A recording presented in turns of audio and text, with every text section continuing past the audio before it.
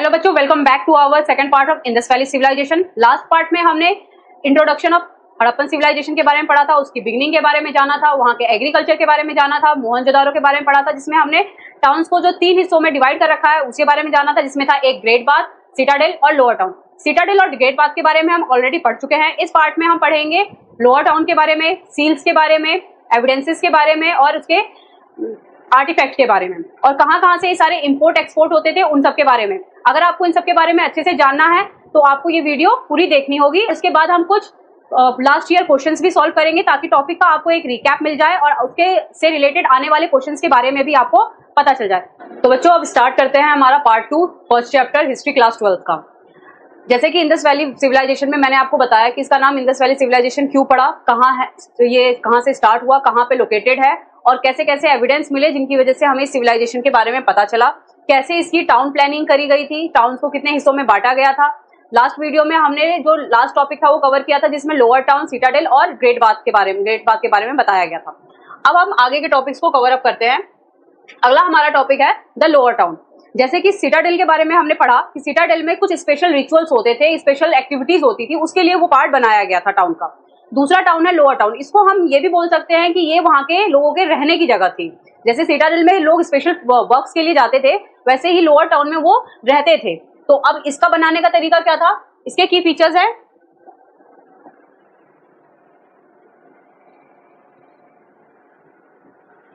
ये एक वॉल से सेपरेटेड हो रखा था लोअर सिटाडेल के साथ, ठीक है, वॉल्ड था और had building build on a platform. और ये डायरेक्ट जमीन पे नहीं बनाए जाते थे, ये भी एक प्लेटफॉर्म के ऊपर बिल्डिंग्स बनाए जाते थे। जो सिटाडेल था वो थोड़ा ऊंचा करके बनाया जाता था, बट ये भी एक प्लेटफॉर्म के ऊपर इनके घर जो थे वो बनाए जाते थे। Brick used for settlement were sun डाइड बेक्ड। अब इसमें 2 तरह के ईंटों की मदद ली जाती थी घर बनाने के लिए लोअर टाउन में। एक ईंट होती थी जो डायरेक्ट धूप में सुखाई हुई हो, और दूसरी होती थी जिसे आग में पकाया गया हो। जो आज भी जो ईंटें हम यूज करते हैं, जो रेड कलर की ईंट होती है, वो आग में पकी हुई ईंट होती थी। तो उस टाइप की ईंट भी इनके पास थी और साथ ही साथ इनके पास धूप में सुखाई हुई ईंटें भी मौजूद थी। अब ये जो घर बनाते थे, जो भी कमरे बनाते थे, पूरा जो इनका घर का जो स्ट्रक्चर होता था वो एक स्टैंडर्डाइज रेशियो में होता था। वो होता क्या था, जो लेंथ होगा वो 4 टाइम होगा द हाइट के, एंड द ब्रेथ होगा ट्वाइस द हाइट के। मतलब जितनी भी हाइट है उसका 4 गुना लेंथ होगा और जो हाइट है उसका 2 गुना ब्रेथ होगा। उस हिसाब से ये अपना जो भी घर का स्ट्रक्चर था वो बनाते थे। Archaeologist believe that it was probably the city where most of the people live and work. Archaeologist के हिसाब से जो लोअर टाउन था वो एक सिटी थी जहां ज्यादातर लोग रहते थे और काम करते थे। The road and street in the lower town were laid out in a grid pattern. जो रोड थे और स्ट्रीट्स थे लोअर टाउन के, वो ग्रिड पैटर्न में बने हुए थे। Intersect at a right angle, और ये जहां पे इंटरसेक्ट करते थे वो राइट एंगल्स पे इंटरसेक्ट करते थे, मतलब एक प्रॉपर चौराहा होता था इनका। The streets and the drains were first laid out and then houses were built on the same pattern. पहले जब ये लोग लोअर टाउन बनाने का प्लान करते थे तो ये पहले ऐसे तरीके से रोड्स को बना लेते थे, इस तरीके से रोड बना लेते थे। फिर ये यहाँ पे जो आपको ड्रेन दिख रहा है ये ड्रेन बना लेते थे और उसके बाद ये अपना घर बनाते थे। ऐसा नहीं था कि पहले घर बना लिया फिर रोड बनाया फिर ड्रेनेज बना रहे, पानी कहाँ बाहर, नहीं। पहले ये पूरा तरीके से वेल प्लान्ड सिटी था, तो इसलिए यहाँ पे पहले रोड्स बन जाते थे, ड्रेनेज बन जाता था और उसके बाद ये घर बनता था। जो घर होते थे वो भी चारों तरफ से रोड से सेपरेटेड रहते थे एक वॉल से, और इस घर का जो ड्रेनेज था वो स्ट्रीट के ड्रेनेज से कनेक्टेड रहता था। The street and the drain were first laid out and ये हो गया। The domestic waste water had to flow into the street drain. जो डोमेस्टिक वेस्ट वाटर होता था, जो भी घर का वेस्ट पानी होता था, वो पहले फ्लो करता था स्ट्रीट के ड्रेन में हर घर से, और उसके बाद वो चला जाता था बाहर।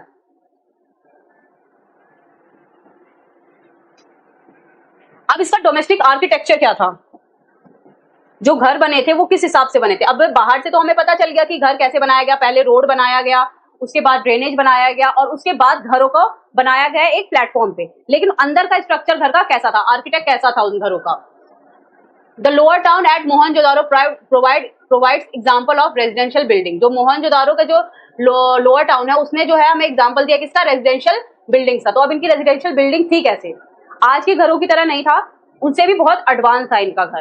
पहले तो ये लोग जितने भी रेजिडेंशियल बिल्डिंग थी उनके पास एक सेंटर होता था, जिसे कोर्टयार्ड कहते हैं, आंगन मान के चलो, एक सेंटर होता था आंगन इस तरीके से।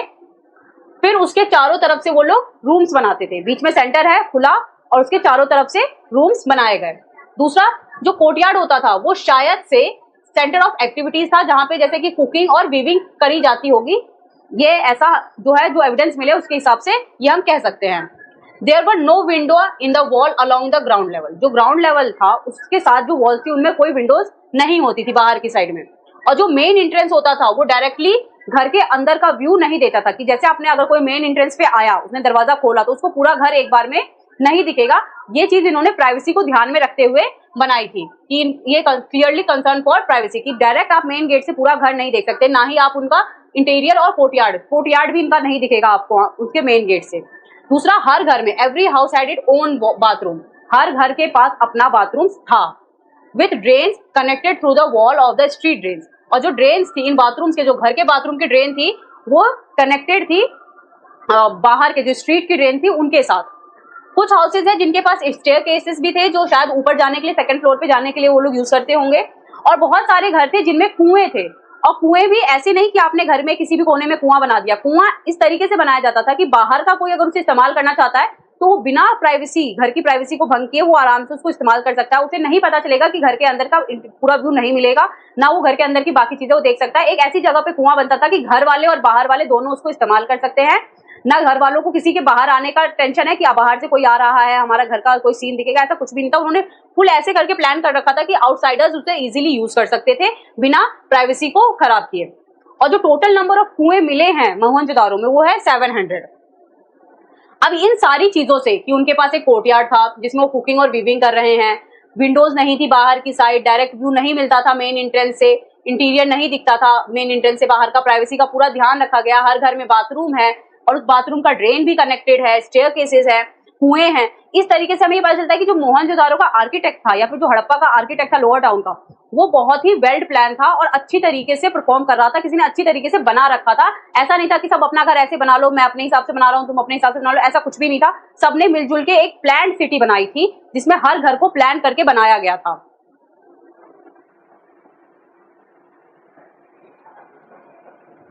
अब जब इतनी ड्रेनेज सिस्टम की बात हो रही है तो थोड़ा ड्रेनेज सिस्टम के बारे में भी जान लेते हैं।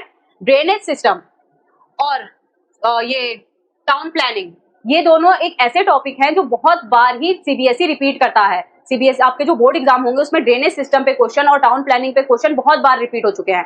जैसे कि पीक्यूआई में हम अभी सॉल्व करेंगे कि कौन कौन से किस टाइप से क्वेश्चन आते हैं। कुछ एग्जाम्पल ऑफ क्वेश्चन मैं आपको बताऊंगी भी प्रीवियस ईयर के, तो फिर भी वो करेंगे ही, साथ में आपको अभी भी ड्रेनेज सिस्टम के बारे में मैं अच्छे से बता देती हूँ। हर घर के पास हमने पढ़ लिया कि बाथरूम था और बाथरूम को ड्रेन से कनेक्ट कर रखा था जो स्ट्रीट के पास था। और हर जो ड्रेन हाउस के ड्रेनेज सिस्टम थे वो किससे कनेक्टेड थे? स्ट्रीट ड्रेन से कनेक्टेड थे। अब ये जो ड्रेन बनाया गया था, जो नालियां बाहर बनाई गई थी रोडों पे, वो नालियां ऐसी नहीं थी कि एक बार बारिश आई और भर गई। वो नालियां प्रॉपर मिट्टी की नहीं होती थी, वो नालियां होती थी मोर्टर की, लाइम की और ग्रिप्सम की। इन मटेरियल से वो नालियां बनाई जाती थी ताकि उनको इजीली क्लीन भी किया जा सके और वो लॉन्ग लास्टिंग भी हो। और अब ऐसे खुली नालियां देखने में तो अच्छी नहीं लगेगी। जब आपने सिटी को इतने अच्छे से प्लान किया है तो नालियां भी खुली अच्छी नहीं लगेगी, तो नालियों के लिए भी कुछ प्लान किया होगा। तो उन लोगों ने क्या किया था, उस टाइम पे लोगों ने कवर कर रखा था उन्हें ब्रिक्स के साथ। और वो ब्रिक्स ऐसा नहीं कि परमानेंटली उसे ब्रिक्स से कवर कर दिया, वो इस तरीके से कवर था कि जब उन्हें साफ करने की जरूरत हो तो वो ब्रिक्स को उठाए और फिर उसे साफ करे और फिर वापस से ढक्कन बंद कर दे। For the sewage from the house, pit were provided at other side of the street. जो रोड के दोनों साइड पे पिट्स बनाए जाते थे जहां पे जो सीवेज होता था वो घरों का उससे कनेक्टेड होता था। और अगर कहीं लंबी नालियां हैं, एकदम से स्ट्रेट लंबी नालियां जा रही है, तो उसके लिए एक इंटरवल, एक थोड़े से डिस्टेंस पे इंटरवल्स होता था जहां पे सम्प्स होते थे ताकि उनको इजीली क्लीन किया जा सके। थोड़ा उठा हुआ जगह होता था या फिर उन्हें हटा के आप ढक्कन की तरह हटा के आप उसे साफ कर सकते हो। तो इस तरीके से उन्होंने अपना ड्रेनेज सिस्टम बना रखा था। स्पेशल मटेरियल्स यूज कर रखे थे ड्रेन को बनाने के लिए। हर घर स्ट्रीट ड्रेन से कनेक्टेड था, ड्रेन को कवर कर रखा था ब्रिक्स के साथ। सीवेज के लिए हर रोड के दोनों साइड पे, अदर साइड पे पिट्स बना रखे थे और लंबे ड्रेन्स को साफ करने के लिए उन्होंने इंटरवल्स भी बना रखे थे। अब यहाँ पे हमें पता चल गया लोअर टाउन क्या था, कि एक एरिया था जहां पे लोग रहते और काम करते थे। प्लान्ड सिटी है क्योंकि यहाँ पे ग्रिड स्ट्रीट्स थी, प्रॉपर ड्रेनेज था, प्राइवेसी का घर में पूरा ध्यान रखा गया था। घर कोर्टयार्ड के चारों तरफ बनता था, ग्राउंड लेवल पे कोई विंडोज नहीं होंगी, घरों में अपना कुआं था, बाथरूम था, ड्रेन था। ये सारी चीजें इंडिकेट करती है कि जो हड़प्पा सिविलाइजेशन है या जो इंडस वैली सिविलाइजेशन के जो लोअर टाउन्स है वो वेल प्लान्ड एडवांस सिटी थे। आज भी जितने सिटीज हम देखने को मिलते हैं ना, जहां हम अभी रह भी रहे हैं, वो भी इस तरीके से प्लान नहीं होंगे जिस तरीके से ये सिटीज प्लान थी उस टाइम पे।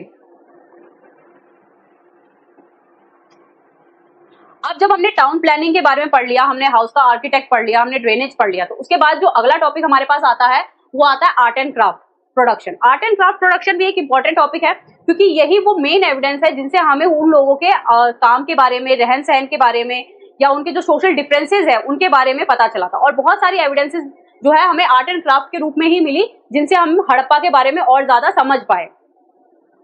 तो जितने भी हड़प्पा के जो मेन सिटीज है, हर जगह जो है आर्ट एंड क्राफ्ट प्रोडक्शन नहीं होता था। कुछ ऐसे सेंटर्स थे जहां स्पेशली यही काम होता था। जैसे अभी के टाइम पे आप सूरत में चले जाओगे, वहां टेक्सटाइल की इंडस्ट्रीज है, वहां डायमंड का बाजार है।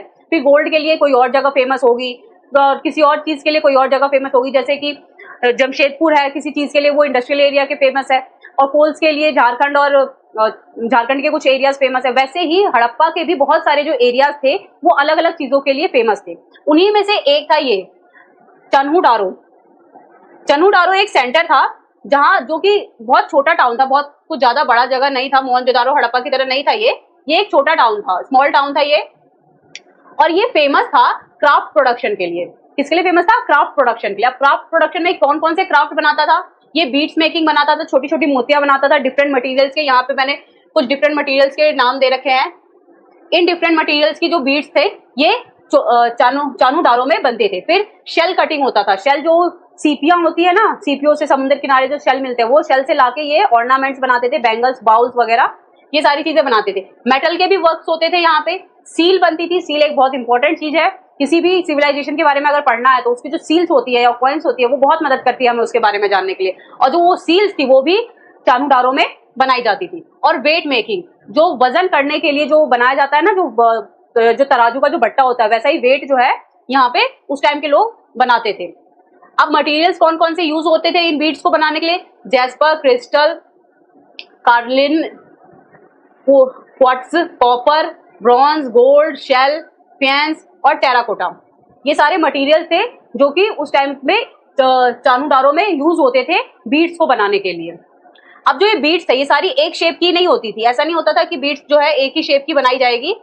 अलग अलग शेप्स की बीड्स जो है बनाई जाती थी। ये कुछ शेप्स है, जैसे कि इस शेप की, सिलेंड्रिकल शेप की, स्फेरिकल शेप की, ये ऐसे डिफरेंट टाइप के जो है शेप की बीड्स को बनाते थे। और इन बीड्स में जो होल होता था ताकि इनको ये जोड़ सके, वो स्पेशल टूल से बनता था।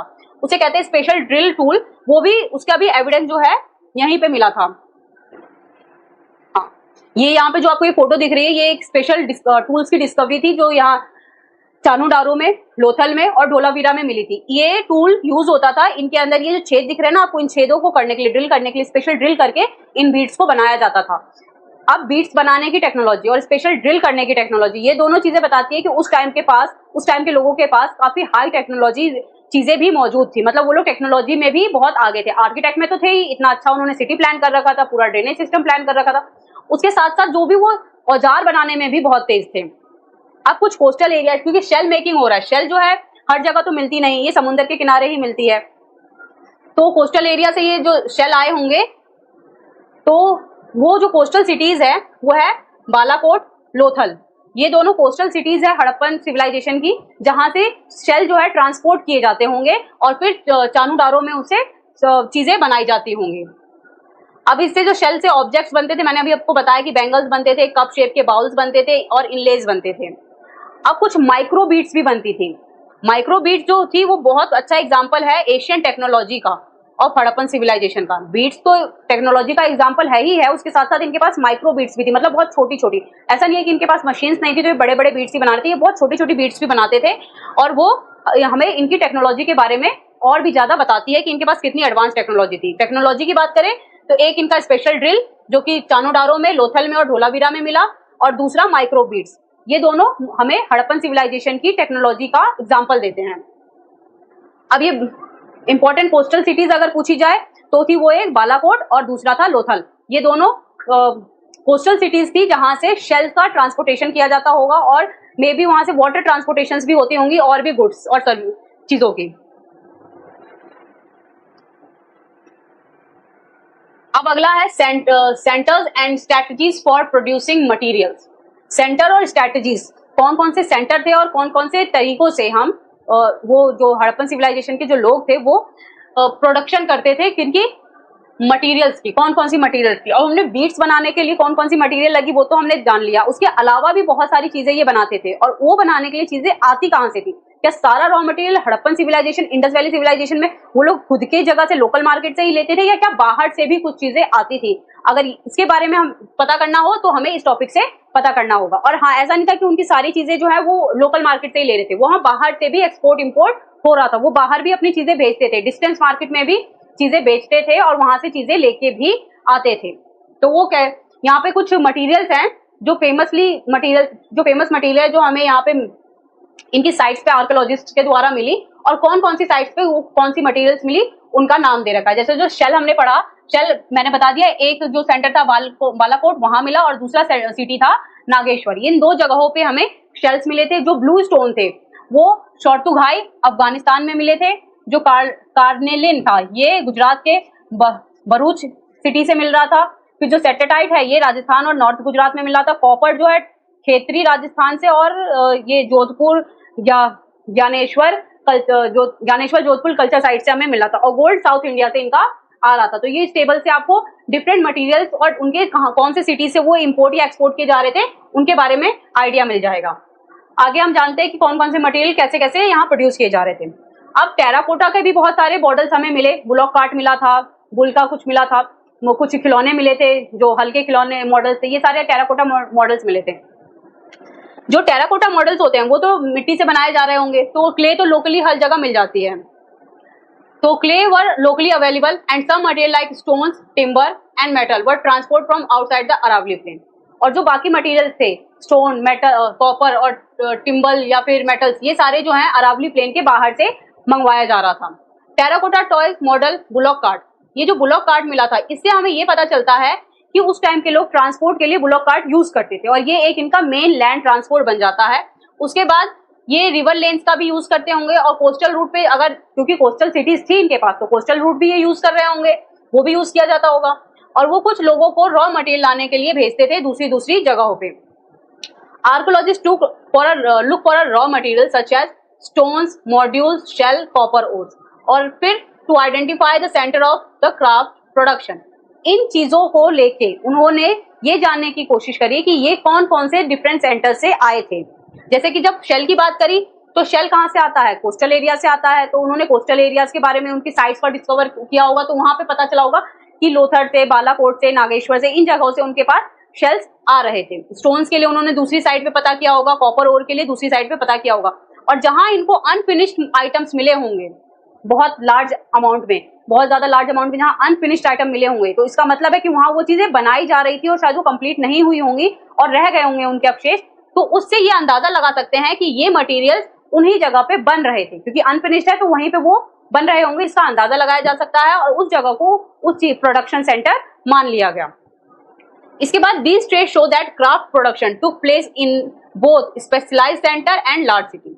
इसके बाद कुछ ऐसे भी ट्रेस मिले जो ये बताते हैं जो क्राफ्ट प्रोडक्शन था वो सिर्फ स्पेशलाइज्ड जगहों पे ही नहीं हो रहा था, जो लार्ज सिटी थी मोहनजोदारो और हड़प्पा जैसे बड़ी सिटीज में भी हो रहा था, और उसके साथ साथ कुछ छोटे सेंटर्स थे जहां स्पेशली क्राफ्ट प्रोडक्शन ही होता था। दोनों जगहों पे ये चीजें हो रही थी। अब यहाँ पे हमें इसके बारे में पता चल गया, इनका ट्रांसपोर्टेशन पता चल गया कि बुलॉक कार्ट यूज करते थे, और वो कैसे पता चला कि उनके मॉडल्स मिले थे। टेराकोटा के मटेरियल्स, क्लेज के मटेरियल लोकली ये लोग अपने आसपास से ही ले लेते होंगे, और जो बाहर का मटेरियल है वो इंपोर्ट करते होंगे बाहर से। रॉ मटेरियल लेने के लिए दूसरे sent of groups of other places भेजते थे, लोगों को दूसरी जगहों पे भेजते थे ताकि वहां से ये रॉ मटेरियल ला सके। अलग अलग जो है रॉ मटेरियल से सेंटर ऑफ क्राफ्ट प्रोडक्शन को ढूंढने की कोशिश की गई है, आइडेंटिफाई करने की कोशिश करी गई है। अनफिनिश्ड आइटम से हमें पता चला है कि कहाँ पे ये ऑब्जेक्ट्स बनते थे, और उसके बाद ये भी ट्रेसेस मिले हैं कि ये चीजें सिर्फ एक स्पेशल सेंटर पे ही नहीं बनते थे बल्कि लार्ज सिटीज में भी बनाए जाते थे। वीडियो की स्टार्टिंग में आपको कहा था कि हम इस वीडियो की लास्ट में कुछ लास्ट ईयर के प्रीवियस ईयर के कुछ क्वेश्चंस करने वाले हैं। तो यहाँ पे पहला क्वेश्चन जो मैंने 2018 के क्वेश्चन पेपर से लिया है, एक बहुत इंपॉर्टेंट क्वेश्चन है ये भी, तो इसको हम जानते हैं। इसमें पूछा गया है हमसे कि अलेक्जेंडर कनिंघम कौन है। ये एक बहुत इंपॉर्टेंट नेम है हड़प्पन सिविलाइजेशन में से, ठीक है। ये नाम आपको अच्छे से याद कर लेना है, और इनका कॉन्ट्रीब्यूशन पूछा गया है इंडियन आर्कियोलॉजी में। तो जो अलेक्जेंडर थे ये first director general of archaeological survey of India, ASI के फर्स्ट डायरेक्टर जनरल थे, ठीक है।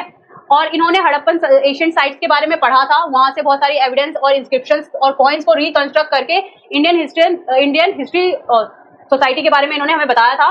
उसके साथ साथ इन्होंने बहुत सारी हड़प्पन की साइट्स में भी काम किया है, उनके जो एशियन टेक्स्ट है उनको भी जानने की बहुत ज्यादा कोशिश की है। और दूसरी एक और इन्फॉर्मेशन, अगर आपसे एक क्वेश्चन आता है कि who was the father of Indian archaeology, तो वो भी अलेक्जेंडर ही थे। ठीक है, तो अब से आपसे अगर कोई पूछे कि अलेक्जेंडर कनिंघम कौन थे, तो कौन थे? First director general of archaeological survey of India, और साथ ही साथ वो फादर ऑफ इंडियन आर्कोलॉजी भी कहलाते हैं। दूसरा, how did the archaeologist identify the centre of craft production in the Harappan civilization. अब जैसे कि अभी हमने थोड़ा सा पहले पढ़ा कि जो क्राफ्ट सेंटर्स थे उनको आर्कोलॉजिस्ट आइडेंटिफाई कैसे करते थे। पहला, वहां पे उनको रॉ मटेरियल्स मिलते थे, वहां पे कुछ टूल्स मिले उन्हें, कुछ अनफिनिश्ड ऑब्जेक्ट्स मिले जिनसे ये पता चला कि ये काम यहाँ पे चल रहा था, जिससे जो आर्टिफैक्ट्स है वो बनाए जा रहे थे। कुछ वेस्ट मटेरियल्स मिले, कुछ डिसगार्डेड पीसेस मिले जो खराब हो जाते हैं वो पीसेस मिले, और वर्कशॉप्स थी वहां पे। फिनिश्ड प्रोडक्ट्स भी मिले जैसे कि बीड्स, सील्स और शेल्स। तो इन सब चीजों की मदद से आर्कियोलॉजिस्ट को हेल्प मिलती है कि वो पता कर सके कि कौन सा क्राफ्ट प्रोडक्शन सेंटर था हड़प्पन सिविलाइजेशन का। अब इसके बाद हम एक दो क्वेश्चन और देखते हैं। ये 2019 में आए हुए क्वेश्चन है। इसमें भी पूछा गया है कि specialised centre for making shell in Harappan civilization. जैसे कि मैंने अभी आपको थोड़ी देर पहले बताया था कि जो शेल है वो कोस्टल एरिया से मिलते हैं, कोस्टल सिटीज से मिलता था। कोस्टल सिटी कौन कौन सी थी? बालाकोट था और लोथल था, और उसके साथ साथ जो शेल्स है वो हमें नागेश्वर में भी देखने को मिले थे। तो 3 सेंटर्स थे जिसमें मोस्ट इंपॉर्टेंट जो सेंटर्स है जो कि शेल्स के लिए इंपॉर्टेंट है। अगर आपसे कोस्टल सिटीज पूछा जाए तो उसके लिए आपको बालाकोट और लोथल बोलना है, और अगर आपको शेल के लिए स्पेशलाइज्ड सेंटर बोला जाए तो नागेश्वर और बालाकोट। उसके बाद explain importance of seal in the Harappan civilization. Seal का इंपॉर्टेंस भी मैंने अभी आपको बताया था। सील का इंपॉर्टेंट क्या था? सील्स हमें बहुत तरीके से मदद करती थी, या फिर उस टाइम पे ट्रेड में मदद किया करती थी और अभी भी जानने में मदद करती है। पहला तो ये एक स्टोन से बना होता था जिसे कहते हैं स्टेटाइट। दूसरा, इसमें एनिमल की फिगर होती थी और कुछ इंस्क्रिप्शन होते थे। एनिमल की फिगर इसलिए थी कि जो लोग पढ़ नहीं सकते वो एनिमल फिगर से या जो भी उसमें फिगर बनी हुई है उससे वो पता कर सके कि सील है कहाँ की, किसने भेजी है। और दूसरी जो इंस्क्रिप्शंस होती थी, जो उस पर टेक्स्ट होते थे, उन टेक्स्ट से ये पता चलता था कि ये किसने भेजा। उसमें अज्यूम किया जाता है कि उसमें ना भेजने वाले का नाम और भेजने वाले का टाइटल होगा। They may have been use for trade, वो ट्रेड के लिए भी शायद यूज होते थे और आइडेंटिफिकेशन के लिए भी यूज होते थे। दे were use to stamp goods और पैक्ड, और मैंने ये भी बताया था कि जो गुड्स होते थे उनको बांध के उनकी रस्सी के एक नॉट पे गीली मिट्टी लगा के स्टैम्प किया जाता था सील, ताकि पता चल सके कि ट्रेडिंग के दौरान जो गुड्स है वो सेफली बिना खोले सही डेस्टिनेशन तक पहुंचे हैं या नहीं। तो उसके लिए भी सील्स का यूज होता था। They provide information about Harappan art, religion, economic activity. उससे अभी जो है हमें क्या इंफॉर्मेशन मिलती है? हड़प्पन आर्ट की इंफॉर्मेशन मिलती है, रिलीजन की इंफॉर्मेशन मिलती है और इकोनॉमिक एक्टिविटीज की इंफॉर्मेशन मिलती है। The use of seal also indicate or organise trade and administration system. अब जो सील है ये हमें एक ऑर्गेनाइज ट्रेड का भी सिंबल दिखाता है और एडमिनिस्ट्रेशन एक्टिविटी का भी सिंबल देता है। तो अब सील के इंपॉर्टेंस आपको पता चल गए। सेफली गुड पहुंचा कि नहीं पहुंचा ये जानने के लिए भी सील्स लगाए जाते थे। गुड भेजा किसने है, कहां से आया है, उसके नाम और उसके टाइटल के लिए भी सील्स का यूज किया जाता था। जो पढ़ सकता है उसके लिए सील्स पे इंस्क्रिप्शंस होते थे, जो नहीं पढ़ सकता उनके लिए एनिमल फिगर्स होते थे। सील्स कौन से स्टोन से बने होते थे? ट्रेडिंग के लिए यूज होते थे, आइडेंटिफिकेशन के लिए यूज होते थे, और अब हड़प्पन आर्ट को पढ़ने के लिए भी यूज होता है। ये सारे इंपॉर्टेंस ऑफ सील्स है। इस क्वेश्चन से मुझे उम्मीद है कि आपको ये पता चल गया होगा कि किस टाइप से सील के क्वेश्चन आ सकते हैं और कैसे कैसे क्वेश्चंस प्रीवियस ईयर्स में आए हुए हैं। अब जो हम स्टार्ट करेंगे टॉपिक वो है evidence of Harappan civilisation.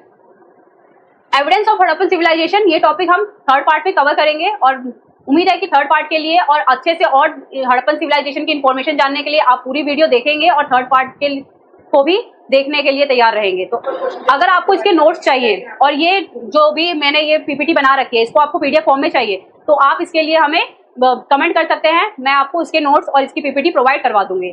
Thank you for your watching. Bye bye.